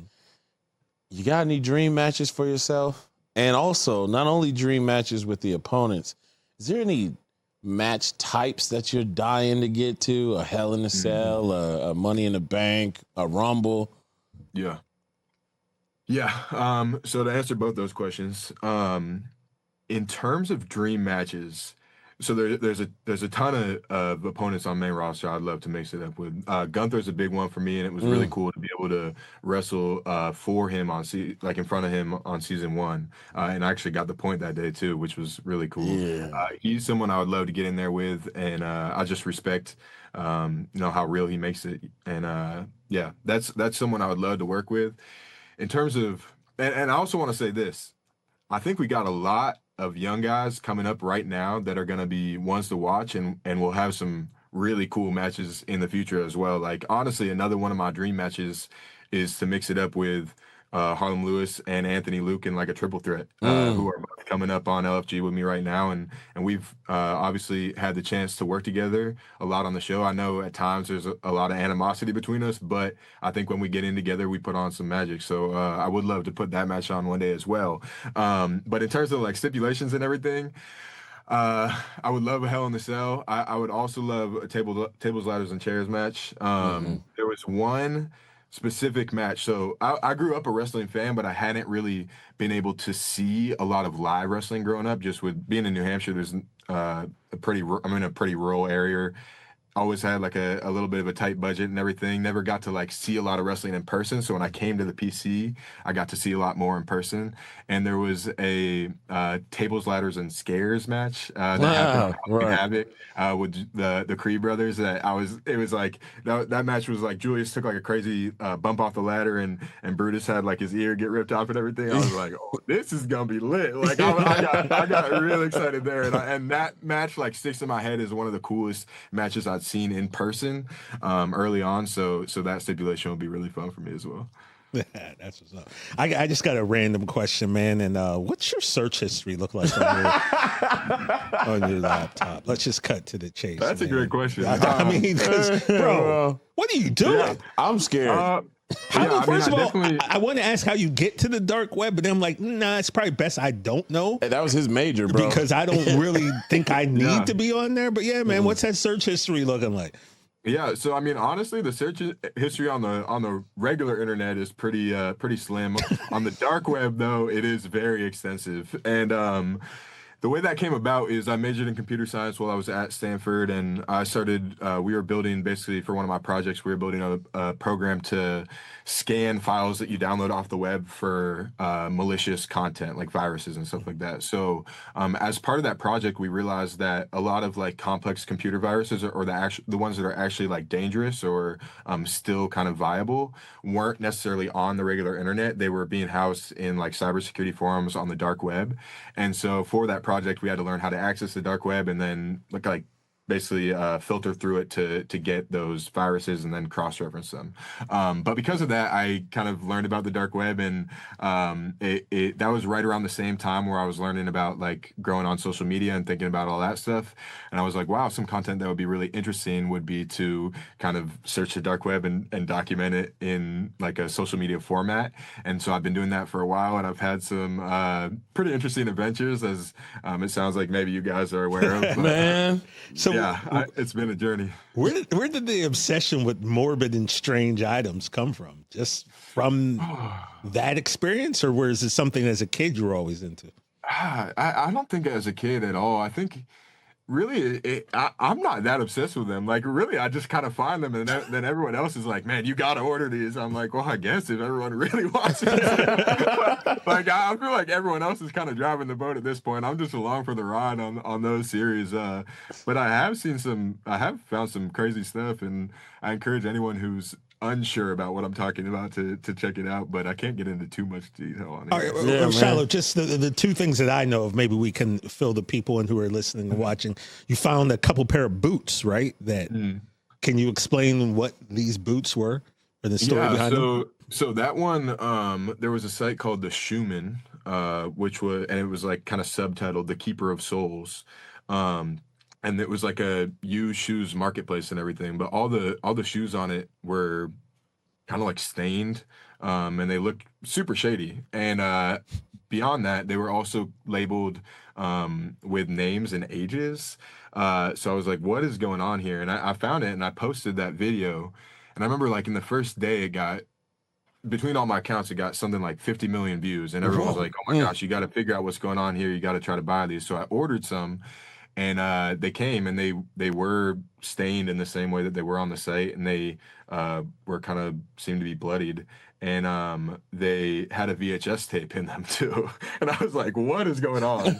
And then like a movie. It took me a while to get a VCR and everything. Yeah, that pissed me off. How long I was like, "Man, get the VCR." Yeah, no, me too. And apparently, VCRs are like hot commodities now. Like I literally went to like every pawn shop in Orlando. I went to one that I found one, and it was like $200. And I took it home, and it was broken. Like, and I've got two VCRs in the crib right now. Yeah, no, so then, you should sell them, man. You'll make some money. But I finally got a VCR and everything, and it was just super shady stuff. And I don't know how to describe this. I'm trying to give as much information as I can, but there are now some people looking into those boots in particular, and I'm not necessarily supposed to give information about that. But okay. yeah, that one got particularly wild. shared. I see what you're saying. Dude, because you have established a bit of a social media army, you know, and in this day and age, when it comes to a superstar and their brand, like you got a bunch of people behind you, man, this early on in your career. I know it's some shady tactics happening, but that's also like really cool. Like that's really cool that you have such a support system so early. The leeches got me. The leeches, I was like, all right, this is enough, dude. I'm down. I'm too far down the rabbit hole. Yeah. Those ones bother me too. I mean, I encounter a lot of stuff. I also there's a robot that now lives with me, which is like an AI controlled one. The Beast. Yeah, the Beast. And it's that's turned into a whole nother situation and then a whole nother topic we could get into. But it's been something that's been a really unique experience to be able to document, and it's been really cool to see how many people are interested in that. It's funny you mentioned that in like alignment with wrestling, because every time I post a wrestling video or like of like a LFG clip or like anything from the PC, people are like, wait, you're a wrestler? Like, what's going on? I feel like a lot of people know me like just from the dark web stuff and are now just learning that I'm wrestling and everything too. So my kind of long-term goal with that is to be able to take those people who are passionate about what I'm doing online and bring them into the WWE universe as wrestling fans. And for me, that's going to be, you know, gratifying because obviously both things are things that I'm passionate about, but it's going to be really cool to take those people who I think are going to be interested in wrestling and kind of be able to show them it firsthand. Now, dude, what makes you so just the directions that you can go, the reason why you can go anywhere is because you do have such a welcoming personality, but we've also seen you hit that switch where like you don't want to mess with that dude. Savage. The man loves physicality. He did hockey, football, and wrestling. Like, you know, he's all there for it. He'll go. With a mixture with the dark web stuff, you just never know when he's going to snap. It's just so many stories that he can do. So many characteristics you can. Now, the whole point of interviews like this and what we've tried to use our pod for is to get people aware of superstars and their personalities and what they can bring not only inside the ring, but who they are on the outside of the ring. And that shines through you. Tell us why people should watch LFG.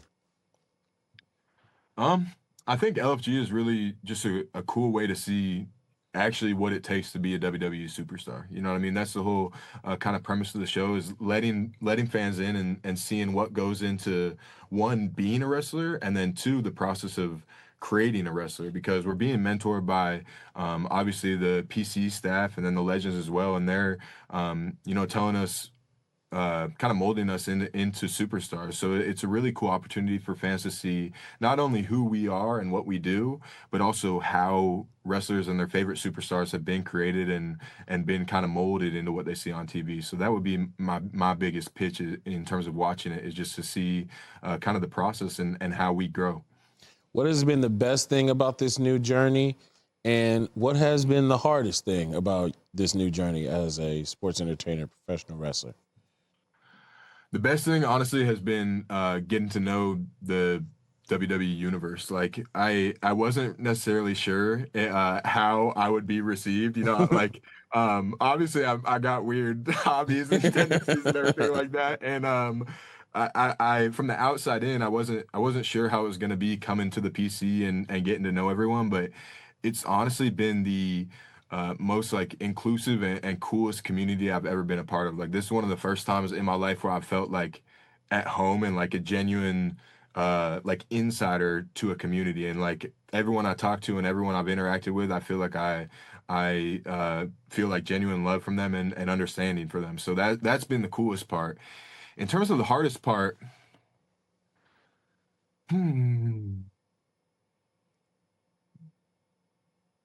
I would say probably trying to figure out how to like define myself. You know what I mean? I've like you said, I've got a lot of interests and a lot of different things that I do, and trying to figure out how to package that in a way that people can understand, because like you said, I do kind of have a very like what's the word, a very diverse, eclectic, and a very intentional side. Like I'm someone who thinks a lot about stuff. Yeah. But I also do have a very chaotic and like sporadic side, and so figuring out how to like let people get to know both of those sides of me has probably been the hardest part so far. But it's something that I think is a really good problem to have, and a challenge I'm like really excited to attack. And isn't that half the reason, half the part of being there? Helping you develop that character, figuring out what works for you. So when you are ready for that main roster presentation, you got everything clicking, right? Absolutely. Absolutely. And I mean, it's been so amazing to be here at the PC and start my wrestling journey here, where so many people want to be, like being able to learn from Fit Finley, Terry Taylor, Coach Carino, Coach Weston, like Coach Winkler, all my coaches, man, they've all helped me so much. I can't tell you how cool it is to be able to learn from these guys that are so passionate about what we do and so excited to help the next generation. Like it's really, really fun. Who are some of the guys or even girls that you're closest with down there? Because we always wonder, like, what do you guys do when you're not wrestling? Who are some of the cats you just hang out with and just kick it with? Yeah, I would say like the way you come in, you usually come in with like a class of, it can be anywhere from like 5 to 10 people, 10 wrestlers, and the class you come in with, like for the first like maybe 4 or 5 months, you're working just with them and everything, and learning how to do how to bump, how to do different moves and everything. And you're also doing things like unloading the truck and putting the ring together, set up the ring and everything. And that's something like I've really had a good time with, and like I love doing stuff like that. I'm a very like hands-on guy, so being able to go in and unload the ring and everything with my boys has been really fun. And the class that I came in with, I feel like we've got a lot of talent of people that are on LFG. It's me, Anthony Luke, Harlem Lewis, Troy Yearwood was in our class as well, and then Callie, you just spoke with her, Kendall Gray, Darion. Like we've got a awesome, very, very talented class that I've really grown to be pretty tight with and really love. So yeah, they're kind of my squad as of now. But man, there's so many older talent that I look up to as well. That's what's up. Yeah, dude, you got you got a real opportunity here, because it's hard to be the guy that, as a fan, you look like you want to hang out with that dude, but also be the badass at the same time. Right. And you got it. Like you can really flip that any type of way you want. And it'd be a dangerous person to have on a roster, because like you just don't know what that character is going to do. So like let's just keep him on our side.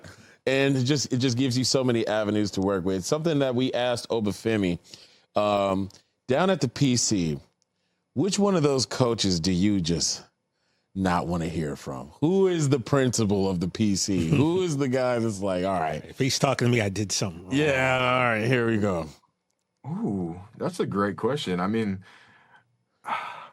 you know you're in for it if you got to have a conversation with them. I don't know if I've been in for it yet. You know what I mean? So I don't even necessarily know. I'm trying to think. I feel like if you really mess up, you'll usually hear from Coach Bloom or HBK. They're probably the two who will give you a stern talking to if you really mess up. Yeah. But fortunately, I've yet to have to encounter that. So hey, knock on wood. Knock on wood. Yeah, knock on wood for sure. You know, a lot of things I share with some of the NXT kids, and I say kids because I'm older than all of you, but and none of them seem to know. Do you know about Matt Bloom's football career? I do know about it only because I played Pitt in a bowl game one time and we won. So I like to talk crap about that. And that's kind of the extent of what I know. But yeah, you got any more intel for me? Yeah, well, Shiloh, I can remember because I'm from Pittsburgh. I lived in Pittsburgh and around the same time, and he was bouncing at a bar restaurant that my roommate's girlfriend was a waitress at. So I never gotten in any crap, but I can tell you that there was a lot of times when like there was this bar on Pitt's campus, and there was a guy named Reuben Brown who went on to become all-pro lineman in the NFL for the Bills and a few other teams, I think the Bears as well. And I can just remember there'd be times where there was always tough guys in this bar called Chauncey's. And then Matt Bloom and Reuben Brown would walk in, and then you would literally, all the tough guys all of a sudden weren't so tough anymore. And I'd see it happen, man. Cats with their chests all puffed up. Yeah. Those two cats and a couple other linemen walk in, all of a sudden be like, okay. Yeah, I don't doubt it at all, man. I don't doubt it at all. He's still when he wants to be intense, he can still be real intense. I'd love it. Now, TJ, speaking of bars, we have our number one question that we ask every guest. It's always fun to ask. You're in a bar, Shiloh, all right? And there's 50 dudes in that bar who probably work for the shuman, all right? they don't want you in there. They don't know how to access the dark web, and they're upset. Yeah, they don't want you in there. We need you to pick a team of you and 4 other superstars of any era. Any era, anytime. Any era. 4 other superstars to make sure you're making it home that night. That's an awesome question. I'm glad it was that question, because when you said speaking of bars, I thought I was gonna have to freestyle or something. But in terms of you said 5 other superstars, you and 4, so you and 4 other superstars. Me and 4. So I think I'll go and any era too. Any era, man. Any era. I think I'm going Brock Lesnar. Okay. Yeah, of course. I mean, you're great. Prom Taker. I think I'm going Jacob Fatu. Okay. Yeah. And we've had some beef as of late, but I think I'm going Harlem Lewis. Okay. All right, yeah. Absolutely. That's a solid squad. I mean, look, sometimes you got to put your personal differences aside to make it to the whip. You know what I'm saying? We tried that question with Liv, and she did not pick Rhea. Yeah, we were trying to get Liv Morgan to pick Rhea, and she was like, "I know what you're saying, and I'm not picking." Chill. All right, so Shiloh, before we let you go, man, another one of our favorite questions here is, I don't know if you knew this, but at No Contest Wrestling, we have a time machine. Okay, so what we like to do in this time machine is some dark web stuff. We're going to give you a chance to get in this time machine, brother, and you get to travel at any point through time, right? I want you to pick 3. Give me 3 wrestlers of any era that you would like to bring back and have a main event WrestleMania banger with. Actually, no, give me 5. Five wrestlers of any era that you would be like, man, I would love to bring them back or go back to their time and have a main event WrestleMania match with. Who would it be? Okay, I think I'm going. I mean, obviously, with the way LG set up, I gotta say Taker. You know what I mean? To be able to go out there and see what he can do, that'd be really, really cool. He's one. I would say Stone Cold as well. That would be super cool. I think I would want to see what Hulkamania is all about. I would want to be out there and experience that. And then so there's 3. Got 2 more. Honestly, Sean. Like, I feel like Mr. WrestleMania. Yeah, if there's anyone I could go out with and they could lead me to an amazing match, I think it'd be Sean. And then I don't want to influence you, right? But can I just give you a name that I would Bray Wyatt? Oh, that was gonna be what I was gonna say if you didn't say that right there. Yeah, man. That would be super cool, and just with the timing of like when I got into wrestling and everything, obviously he was really popping like right when I was getting recruited into the NIL program and everything, and he was someone who I was like, man, to be able to work him like one day would be really, really cool, and I thought everything he was doing was so cool, and yeah, that's a great pick for sure. I would definitely put that on the list. Dude, I'll never forget that Extreme Rules when you hear, he's got the whole world. Oh, my God. In his hands. And look, the Wyatt 6 don't have 6. Yeah. TJ, there you go with them creative liberties. Listen, man, I'm not trying to sweat Shiloh Hill, but I remember watching LFG, dog, and I saw you, and I was just like, I don't know what it is, right? But I'm like, this dude here, that's it. He's got, if it's not it, it's something close to it, and it's going to turn into it. Yeah. So, yeah, man, like, I feel, bro, like, you got a huge opportunity ahead of you, man, and think you got a chance to really make a name for yourself in this business, bro. Yeah, you will always have our support. We will push the Shiloh Hill propaganda on the clean internet, wherever you want us to push it off, bro. You always got a home here on No Contest, bro. Thank you for your time. You got a hell of a future in front of you, and we can't wait to see you. Thank you so much, man. It's been awesome being able to talk to y'all. And listen, Shiloh, we're really glad that you're our friend. Yeah, and man. This is a friendship that will never, ever end. I appreciate you, man. Shiloh Hill.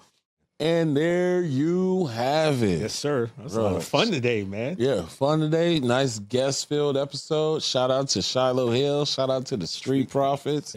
Shout out to Bianca Belair. Yeah, man. Bianca, we got I mean, how you get one of the biggest names in the game just to randomly pop into your pod? Oh, when she's married to your guest. Yeah, bro. That was slick of us. By the way, you didn't even pay attention all day to my shirt.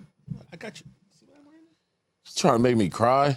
I mean, damn, man. This one, it messed me up when I made it. Kobe and Chadwick Boseman. I had to make a shirt out of this, man. You know, bro. Rest in peace to the Mamba. Rest in peace to the Black Mamba. Rest in peace to the Black Panther. Yes, sir. And they can, when they go to the YouTube page and watch the videos, they'll see it, of course, and they'll find us on our socials. You know, there's No Contest on Twitter, No Contest Wrestling Podcast on Instagram. Of course, the Rich Eisen Show YouTube page.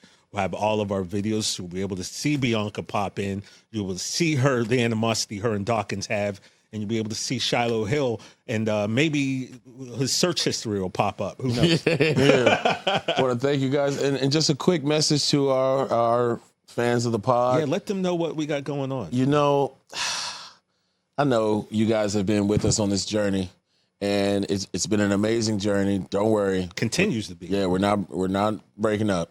I'm just telling you, I got to go do my primary job. I got to go do a movie. I got to go film. So it's going to be, we're still trying to figure out exactly what things are going to be. We're still going to provide you with No Contest Wrestling. Yeah, we ain't stopping nothing. We ain't stopping, you know. But could be me, could be a guest host, could be him zooming. We don't know yet. We'll figure it out. Shay won't be here. But don't worry. Shay will miss you. Shay will be here when he can. But when I'm done with the film, we will go back to, everything as normally scheduled programming goes. But just know that I will always have No Contest on my mind and be texting TJ and Don crazy shit to tell y'all. And you're only gone, 4 weeks? Yeah, for about a month, maybe 5 weeks, because we got to do some fittings and stuff like that, but I'll be right back. Yeah, so hopefully, schedule permitting, he'll be able to zoom in. Yeah. Like I said, we're still figuring out, but it's not like we're not taking a hiatus. We're not stopping. No. Wrestling don't stop. We don't stop. We don't stop. Exactly. So we'll still be here. We'll still be bringing it to you. Could be me and someone else. We don't know that yet, but hey, tune in next week. We'll be back. Yeah, we figuring it out. Make sure you guys tune in every Monday because you can catch No Contest Wrestling. And make sure you have a good day, but not too good. Because who the hell do you think you are? Bye, Miss Parker. Bye, Miss Parker.